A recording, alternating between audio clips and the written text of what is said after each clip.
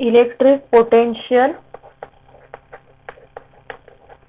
And potential energy. आता इथं मी फक्त electric potential and potential energy.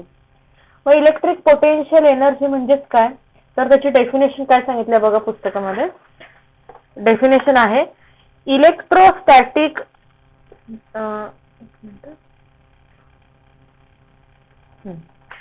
Electrostatic potential energy is the work done against the electrostatic force to achieve a certain configuration of charges in given system. Electrostatic potential energy म्हणजे काय, तर electrostatic potential energy ही it is a work done against electrostatic force to achieve a certain configuration of charges in given system. म्हणजे electrostatic potential energy हे एक असं work done आहे जे वर्क डन म्हणजेच काय, काहीतरी तिथं वर्क घडतं कशाच्या अगेन्स्ट, तर इलेक्ट्रोस्टॅटिक फोर्सच्या अगेन्स्ट घडलेलं वर्क डन. कशासाठी ते वर्क डन करायचंय, to achieve a certain configuration of charges in given system. आता ही एक सिस्टीम आहे, दिस इज अ सिस्टीम, ही एक सिस्टीम आहे. ह्या सिस्टीम मध्ये काही चार्जेस आहेत, एक आहे निगेटिव्ह चार्ज आणि एक आहे पॉझिटिव्ह चार्ज. पॉझिटिव्ह आणि निगेटिव्ह असे दोन काय आहेत त्या सिस्टीम मधले चार्जेस आहेत. आपल्याला माहिती आहे जे अपोजिट चार्जेस काय असतात, opposite charges are attracted towards each other. दोन अपोजिट चार्ज काय करतात, एकमेकांकडे अट्रॅक्ट व्हायला चालू होतात. म्हणजेच काय, हा निगेटिव्ह चार्ज आहे, हा पॉझिटिव्ह चार्ज आहे. पॉझिटिव्ह चार्ज आणि निगेटिव्ह चार्ज एकमेकांकडे काय होत असतात, अट्रॅक्ट होतात. दोघे एकमेकांच्या डायरेक्शन कडे येत असतात. पण जर समजा दोन्ही चार्जेस लाईक सेम चार्जेस असतील, हा निगेटिव्ह चार्ज आहे, हा निगेटिव्ह चार्ज आहे, मग हे दोन चार्जेस काय करतात, एकमेकांना रिपल्स करायला चालू करतात. काय करतात, दोन same charges like charges repels each other, एकमेकांपासून लांब जायला चालू होतात. पण इथं काय आहे, ह्या सिस्टीम मध्ये दोन डिफरंट चार्जेस आहेत, एक आहे निगेटिव्ह चार्ज, दुसरा आहे पॉझिटिव्ह चार्ज. मग ह्या सिस्टीमच्या बाहेर ही जी सिस्टीम आहे, हे दोन चार्जेस कुठे आहेत, सिस्टीमच्या आतमध्ये आहेत.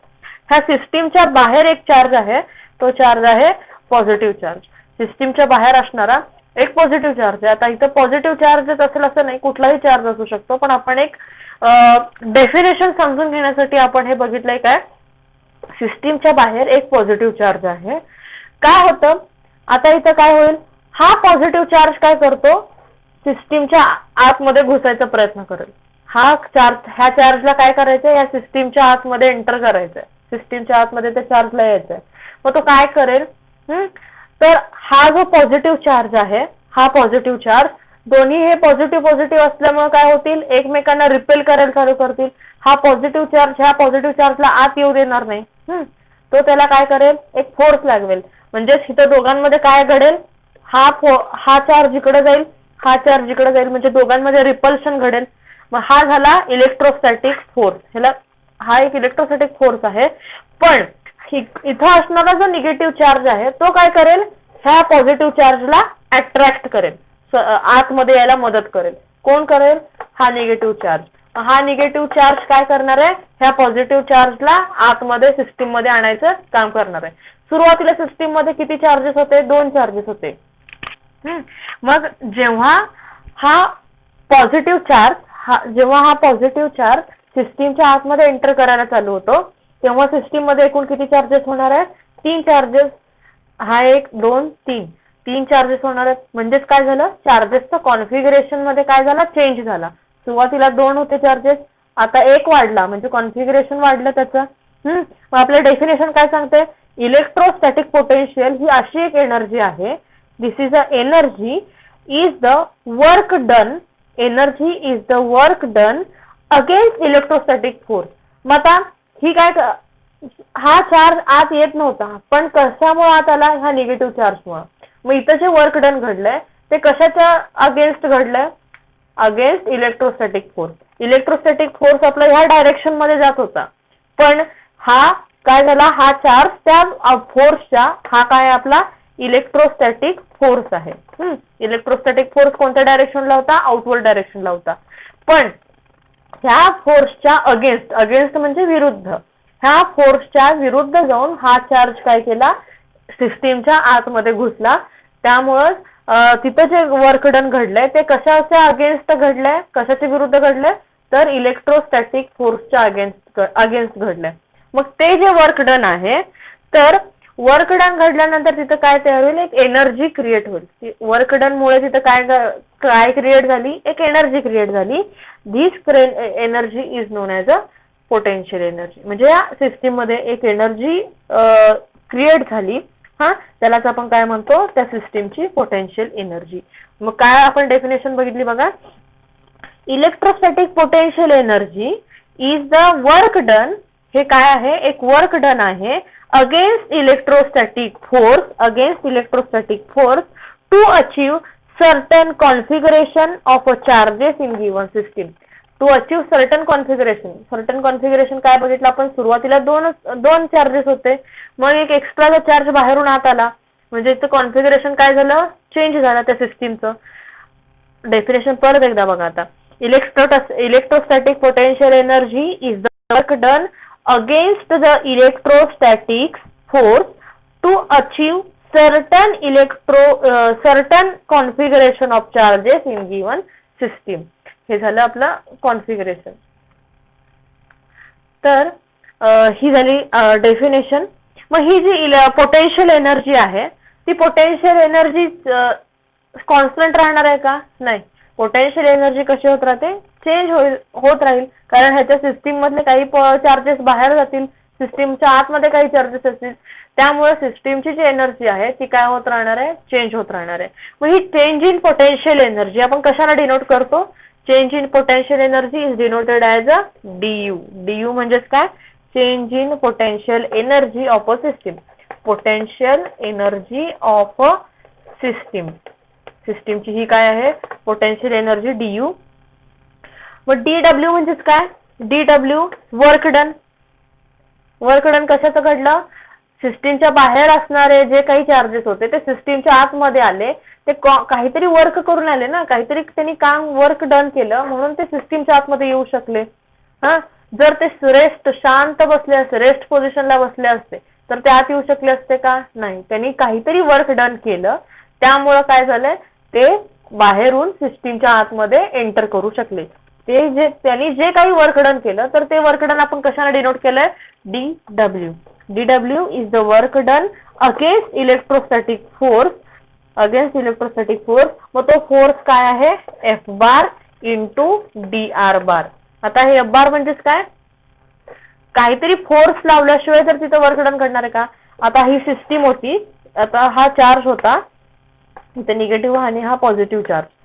हा चार्ज त्या सिस्टीमच्या आतमध्ये एंटर करतोय. सिस्टीमच्या आतमध्ये काय करतोय? तो चार्ज एंटर करतोय. त्याला बाहेरून एक फोर्स मिळाल्याशिवाय तो आत एंटर करेल का? नाही करणार. म्हणजेच वर्क डन कधी घडतं?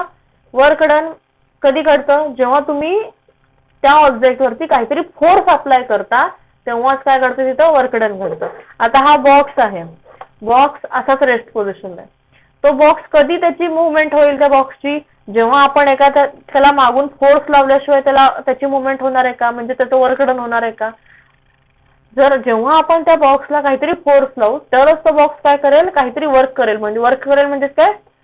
काहीतरी डिस्प्लेसमेंट करेल. इथून इथं काय होईल? तो मूव्ह करेल. म्हणजेच हा जो चार्ज आहे, ह्या चार्जला काहीतरी फोर्स मिळाल्याशिवाय तो आतमध्ये काय करणार नाही? वर्क डन करणार नाही. मग तो आतमध्ये आल्यानंतर तो काहीतरी मुवमेंट करेल, इथून इथपर्यंत जाईल. म्हणजे हे काय झाली? त्याची डिस्प्लेसमेंट. DR म्हणजेच काय? त्याची डिस्प्लेसमेंट. समजलं? तर DW चा फॉर्म्युला काय दिलाय त्यांनी? DW is equal to F bar म्हणजेच काय? फोर्स आहे. F bar into DR bar. DR bar म्हणजेच काय? डिस्प्लेसमेंट. त्या चार्जचं इथून इथपर्यंत त्याची काय झाली? मुवमेंट झाली. म्हणजे काहीतरी छोटंसं डिस्प्लेसमेंट केलं असेल ना त्यानं, मग त्यालाच आपण काय म्हटलो? DR bar. Work done against electrostatic force is equal to increase in potential energy of a system. मग हे जे वर्क डन आहे, हे वर्क डन हे कशाचे इक्वल आहे? Work done against electrostatic force is equal to increase in potential energy. सुरुवातीला system मध्ये किती चार्जेस होते? 2 चार्जेस होते.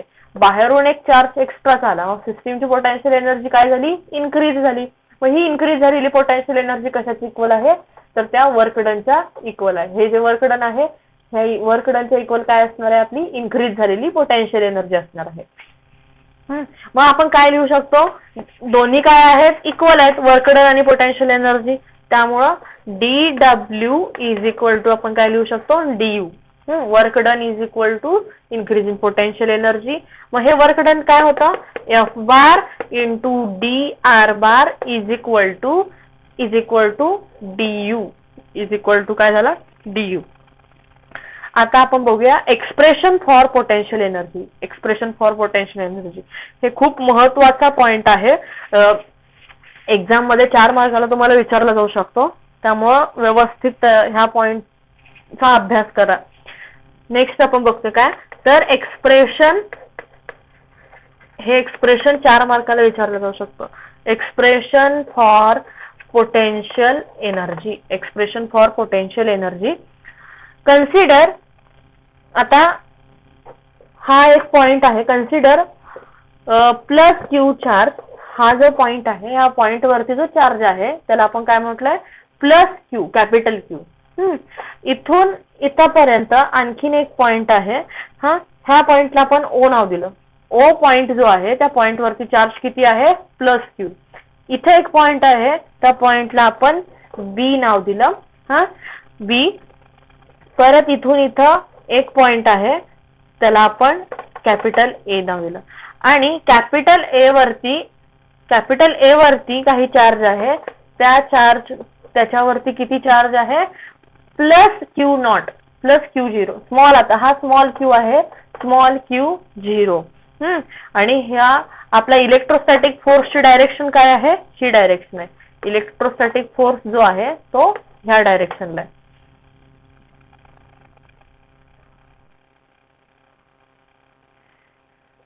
पॉइंट ओ आहे. पॉइंट ओ वरती चार्ज किती आहे? Plus Q. इथं पॉइंट बी आहे आणि इथं पॉइंट ए आहे. पॉइंट ए वरती चार्ज किती आहे? Plus small Q zero. मग आता इथं पण क्यू चार्ज आहे, इथं पण क्यू चार्ज आहे, इथं पण पॉझिटिव्ह चार्ज आहे, इथं पण पॉझिटिव्ह चार्ज आहे. पण हा जो कॅपिटल क्यू चार्ज आहे तो कसला चार्ज आहे? मॅक्झिमम, खूप मोठा चार्ज आहे. हा आहे हा मोठा चार्ज आहे, बिग चार्ज. आणि हा चार्ज कसा आहे? ह्याच्या कम्पॅरेटिव्हली हा चार्ज कसा आहे? खूप स्मॉल आहे. आता जर ह्या चार्जची किंमत, ह्या चार्जची व्हॅल्यू जर 100 सपोज 100 जूल असेल, हा चार्जची किंमत 100 जूल आहे आणि ह्या चार्जची किती असणार आहे? मग हा चार्ज छोटा आहे त्यामुळे ह्याची 10 जूल. म्हणजेच कॅपिटल क्यू का दिले नाव ह्याला? कारण हा खूप मोठा चार्ज आहे. आणि हा स्मॉल क्यू नॉट काय आहे? हा किती छोटा चार्ज आहे. त्यामुळे हे चार्ज किती असणार आहे? 10 जूल इतका. म्हणजे हा मोठा चार्ज आहे आणि हा आहे स्मॉल चार्ज. मग डिस्टन्स बिटवीन, आता ओ मधलं आणि बी मधलं जे डिस्टन्स आहे त्याला आपण म्हटलं R1. ह्या दोघांमध्ये जे डिस्टन्स आहे ओ आणि बी, पॉइंट ओ आणि बी मधलं जे डिस्टन्स आहे त्याला आपण R1 असं म्हटलंय. परत ओ पासून ए पर्यंत जे डिस्टन्स आहे, ओ पासून ए पर्यंत डिस्टन्स आहे त्याला आपण R2 म्हटलं. तर इथं R2 आहे आणि इथं R1 आहे. ओ पासून बी पर्यंत डिस्टन्स किती आहे? R2.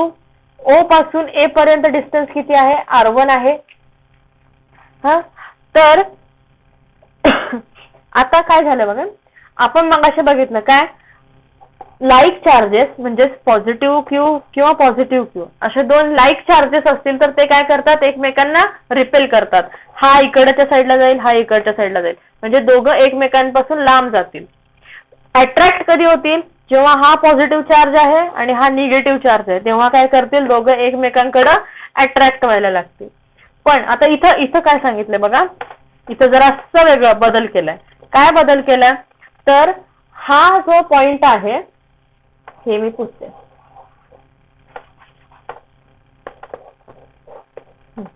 हा जो पॉइंट आहे काय?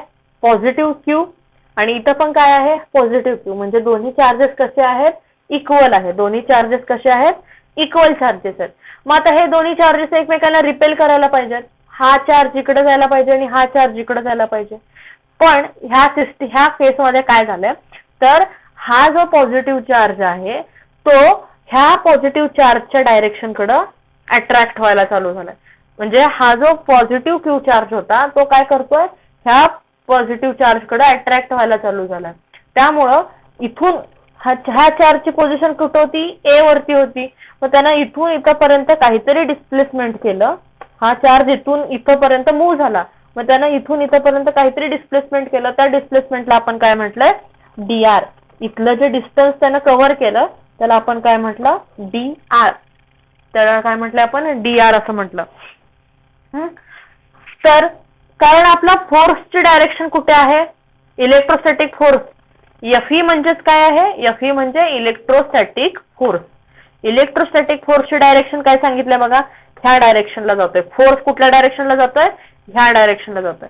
पण आपला चार्ज कोणत्या डायरेक्शनला चाललाय ह्या डायरेक्शनला चाललाय, म्हणजे अगेन्स्ट द इलेक्ट्रोस्टॅटिक फोर्स. तिथं काहीतरी वर्क डन घडलंय, पण ते वर्क डन कसं घडलंय अगेन्स्ट इलेक्ट्रोस्टॅटिक फोर्स असं वर्क डन घडलंय. म्हणजे तिथं काहीतरी पोटेन्शियल एनर्जी तयार झाली. तिथे एक पोटेन्शियल एनर्जी तयार झाली. आपण मगाशी डेफिनेशन मध्ये बघितलं इलेक्ट्रोस्टॅटिक फोर्सच्या अगेन्स्ट जर वर्क घडत असेल तर तिथे एक पोटेन्शियल एनर्जी तयार होते. मग ती पोटेन्शियल एनर्जी आपण कशाने डिनोट करतो डीयू न. मग आता इथं जी क्रिएट होणारी पोटेन्शियल एनर्जी आहे डीयू इज इक्वल टू आपण फॉर्म्युला बघितला काय force F bar into D R bar. Force F bar into D R bar. तर हा एफ म्हणजेच काय फोर्स कुठला फोर्स आहे electrostatic force. D U is equal to F bar into D R bar. हा आहे इलेक्ट्रोस्टॅटिक फोर्स आणि हे आहे त्याचं डिस्प्लेसमेंट, त्या चार्जचं डिस्प्लेसमेंट. तर आता हे जे वर्क डन घडलंय ते वर्क डन कशाच्या अगेन्स्ट घडलंय इलेक्ट्रोस्टॅटिक फोर्सच्या अगेन्स्ट घडलंय. त्यामुळं त्याच्या डायरेक्शन तो जर ह्याच डायरेक्शनला चालला असला असता तर हा फॉर्म्युला मिळाला असता आपल्याला. पण तो अगेन्स्ट त्याच्या अपोजिट डायरेक्शनला तो चार्ज काय करतोय मूव्ह करतोय. आहे डायरेक्शन ही, पण डायरेक्शन कशी आहे त्याची चार्जची ह्या डायरेक्शनला मूव्ह करतोय. त्यामुळं ह्या फॉर्म्युलामध्ये काय चेंज झालाय बघा. तर ह्या फॉर्म्युलामध्ये चेंज झालाय काय तर D U is equal to minus F bar into D R bar. Minus F bar into D R bar. मग मायनस साईन कशासाठी आलं minus sign indicates that the direction of a discharge. तो चार्ज काय करतोय opposite डायरेक्शनला against F बारच्या against जातोय. त्यामुळे इथं आपण काय साईन दिलाय निगेटिव्ह साईन दिलाय. निगेटिव्ह साईन द्यायचं कारण काय आहे तो चार्ज काय करतोय एफ बारच्या अगेन्स्ट मूव्ह करतोय. त्याच्या विरुद्ध दिशेला जातोय म्हणून आपण तिथं निगेटिव्ह साईन दिलंय. Delta U be the change in potential energy from point A to B. आता ही जी आता आपल्याला काय चेंज इन पोटेन्शियल एनर्जी बघायची आहे ना. सुरुवात इथं पॉइंट ए वरती असताना त्याची पोटेन्शियल वेगळी होती. आता तो चार्ज काय केलाय ए वरून बी कडे चाललाय, म्हणजे ह्या पॉइंट वरती त्याची पोटेन्शियल एनर्जी वेगळी होती. आता पॉइंट बी वरची पोटेन्शियल एनर्जी आपण फाइंड करूया. पॉइंट ए वरची वेगळी असणार आहे, पॉइंट बी वरची वेगळी असणार आहे, परत इथं गेल्यानंतर वेगळी असणार आहे. म्हणजे त्याची पोटेन्शियल एनर्जी सतत काय होणार आहे त्या चार्जची चेंज होत राहणार आहे. मग change in potential energy from point A to point B is given by काय तर डेल्टा यू म्हणजेच काय change in potential energy. Delta U is equal to integration of R1 to R2 integration of R1 to R2 into du is equal to R1 आणि R2 हे काय आहे त्या इंटिग्रेशनची limit आहेत. म्हणजे R1 म्हणजेच काय distance between point O two point A आणि R2 कुठलं डिस्टन्स आहे distance between point O two point B. समजलं. तर हे आहे त्याचं डीयू म्हणजेच काय आपली पोटेन्शियल एनर्जी. आता पोटेन्शियल एनर्जी काय आहे हे आपण इथं काय D U is equal to minus F bar into D R bar. ती आपण पोटेन्शियल एनर्जी मध्ये पुट करूया. R1 into R1 to R2 integration आहे आपलं minus F bar into dr bar minus F bar into dr bar. हे Fe bar असू शकतं इथं. Fe म्हणजेच काय electrostatic force. Here the electrostatic force. आता हा जो इलेक्ट्रोस्टॅटिक फोर्स जो आहे तो आपण कुलॉम्ब फोर्स त्याच्यावरती अप्लाय केला between two charges separated by R. हा तर कुलॉम्ब फोर्स काय आहे तर Coulomb force that is Fe bar Coulomb force is equal to minus. आता हे मायनस साइन इथलं मायनस साइन आहे म्हणून आपण इथं मायनस साइन दिले. F minus of 1 upon 4 pi epsilon nought into bracket Q into Q not divided by R square into R cap. काय आहे Coulomb force Fe bar is equal to minus of 1 upon 4 pi epsilon not into Q capital Q into Q not divided by R square into R cap. R cap म्हणजेच काय R cap is the unit vector. R cap म्हणजेच काय unit vector आहे.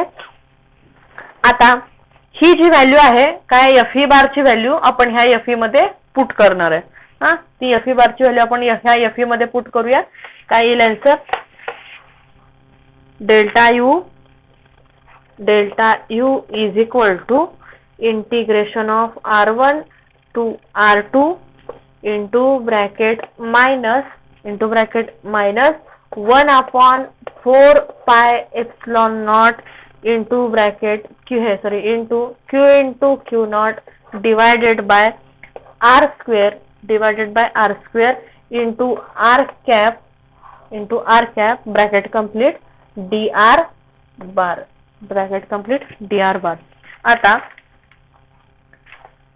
आता याच्यामध्ये 1 upon 4 pi epsilon not into Q not हे काय आहे कॉन्स्टंट टर्म आहे. त्यामुळे आपण ही इंटिग्रेशनच्या बाहेर घेऊया. काय होईल delta U is equal to minus 1 upon 4 pi epsilon not Q into not हे आपण ब्रॅकेटच्या बाहेर घेतलं इंटू इंटिग्रेशनच्या बाहेर घेतलं into integration R1 to R2 हा काय उरलं फक्त आतमध्ये फक्त एवढंच उरलंय काय तर 1 upon R square into dr bar into काय झालं dr बार. तो R कॅप काय होता युनिट व्हेक्टर होता त्यामुळे तो आपण कन्सिडर करत नाहीये. R1 टू R2 इथं R2 आहे R1 to R2 1 divided by R square into dr bar is equal to. आता बघा आता ह्याचं इंटिग्रेशन फाइंड करायचं आपल्याला. इंटिग्रेशन आता कसं करायचं ते तुम्हाला मी सांगते. ही कॉन्स्टंट टर्म आहे ह्याच्यामध्ये काहीच चेंज होणार नाही. ही आहे तशी राहणार. चेंज कुठं होईल फक्त ह्या इंटिग्रेशन मध्ये चेंज होईल. मग आता आपल्याला इंटिग्रेशन फाइंड करायचं आहे. कशाचं इंटिग्रेशन करायचं होतं R1 to R2 1 upon R square into dr bar.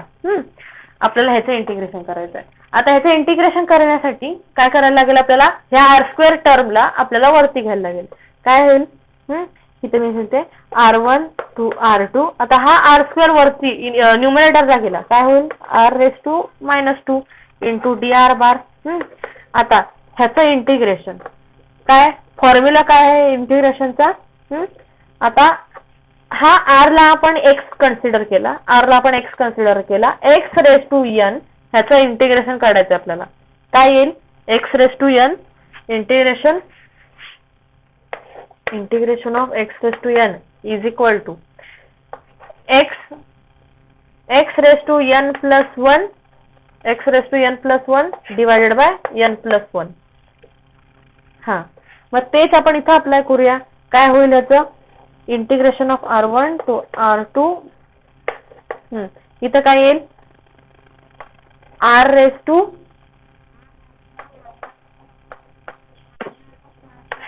Divided by -2 + 1 divided by minus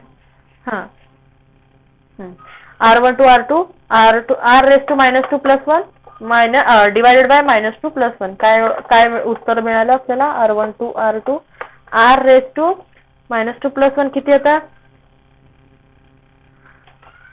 -1 ना -1/-1 म्हणजे हे आपल्याला टोटल इथं मी लिहिते टोटल आन्सर आपल्याला काय मिळालं याचं हे इंटिग्रेशन केलं आता इथं इंटिग्रेशन केला उरलं काय फक्त हे आणि हे लिमिट त्याच्यामध्ये पुट करा काय r रेज टू -1/-1 लिमिट काय आहे r1 to r2 is equal to आता हे मायनस साइन इथं घेऊया म्हणजेच काय उरलं -r raise to r1 to r2 म्हणजेच आता ह्याला काय आहे रेज टू -1 आहे r रेज टू -1 परत ते आपण डिनोमिनेटरला घेऊया r म्हणजे हे वरचं -1 निघून जाईल उरलं काय फक्त आता इथं इज इक्वल टू आता हा वरचा मायनस काय r रेज टू -1 आहे ते आपल्याला काढून टाकायचं आहे तर काय करायला लागेल आपल्याला -1/r करायचं म्हणजे हा r परत डिनोमिनेटरला घेतला की वरचा -1 काय जाईल निघून जाईल त्याचे लिमिट्स आहेत तसे r1 to r2 आता हे जे आहे ते काय करूयात आपण मगाच्या आपल्या त्या इक्वेशन मध्ये ही इंटिग्रेशनची व्हॅल्यू पुट करूया काय आलं बघा ते मगाचं integration delta u is equal to -1/4 pi epsilon nought capital Q into small q0 into आता इंटिग्रेशनची व्हॅल्यू किती मिळाली आपल्याला -1/r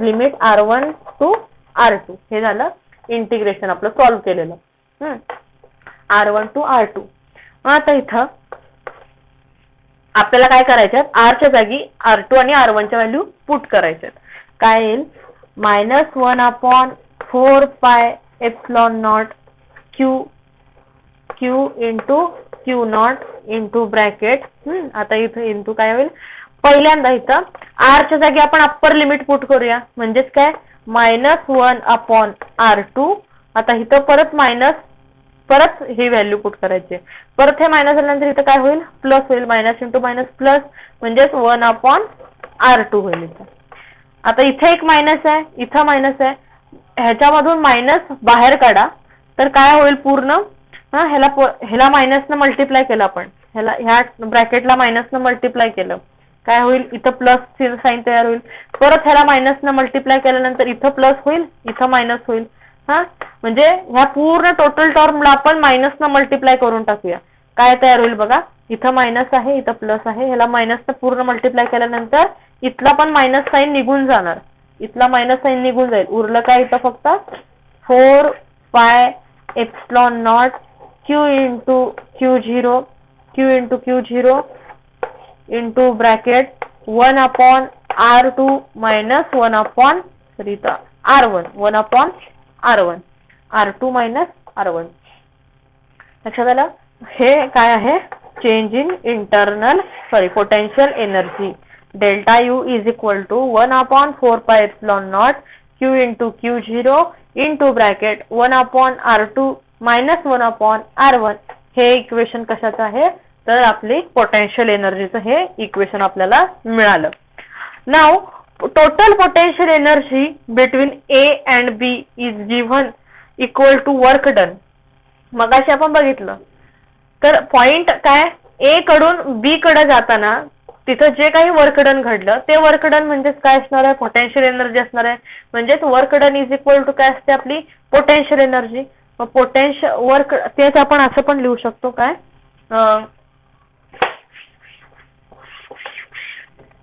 आता ही आपली पोटेन्शियल एनर्जी होती म्हणजे delta U is equal to काय होता डेल्टा W वर्क डन होता W म्हणजेच काय पोटेन्शियल एनर्जी सुद्धा असते दोन्ही काय असतात इक्वल असतात त्यामुळे आपण W ऑफ ए बी, ए कडून बी कडे जाणारा, ए कडून बी कडे जाताना होणारा वर्क डन, म्हणून आपण डब्ल्यू ए बी लिहिलंय.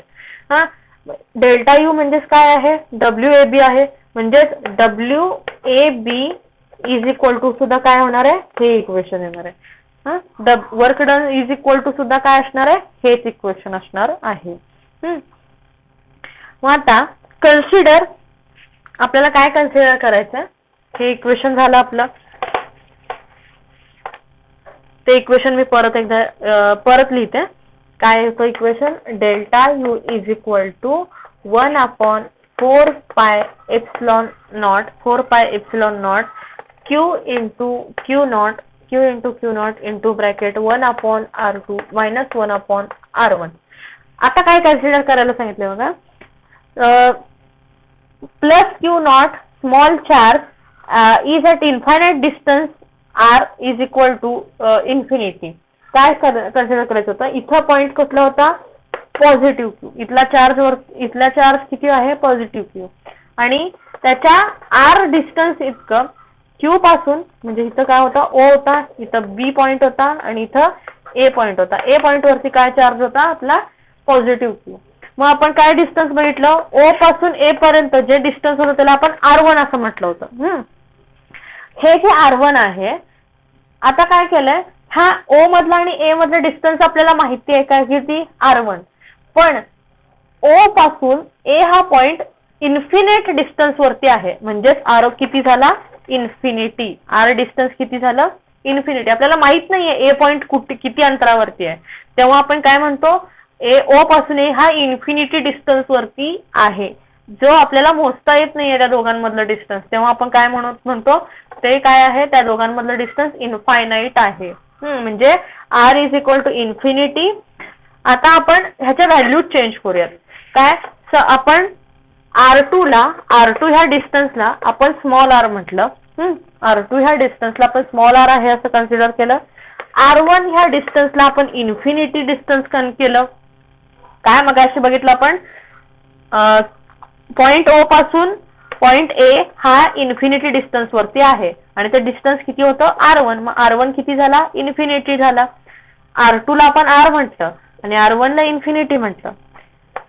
कॅपिटल Q चार्जला आपण Q1 असं म्हटलं, तो जो कॅपिटल Q चार्ज होता त्याला आपण Q1 असं म्हटलं. परत Q0 जो चार्ज होता त्याला आपण Q2 म्हटलं.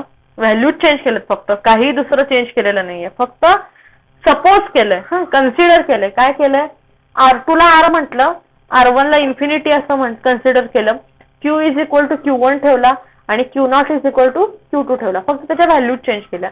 तर ह्या इक्वेशन मध्ये काय चेंज होईल बघा, कोण सांगेल, delta U is equal to, आता हे 1/4 पाय एप्सिलॉन नॉट हे आहे तसं राहील. Q ला आपण काय म्हटलंय, Q1. कोण सांगेल, मग ह्या इक्वेशन मध्ये ह्या व्हॅल्यू पुट केल्यानंतर काय तयार होईल ते इक्वेशन,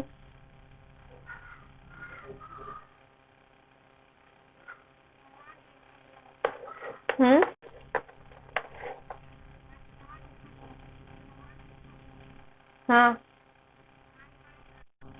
1/R मायनस 1/इन्फिनिटी. हा,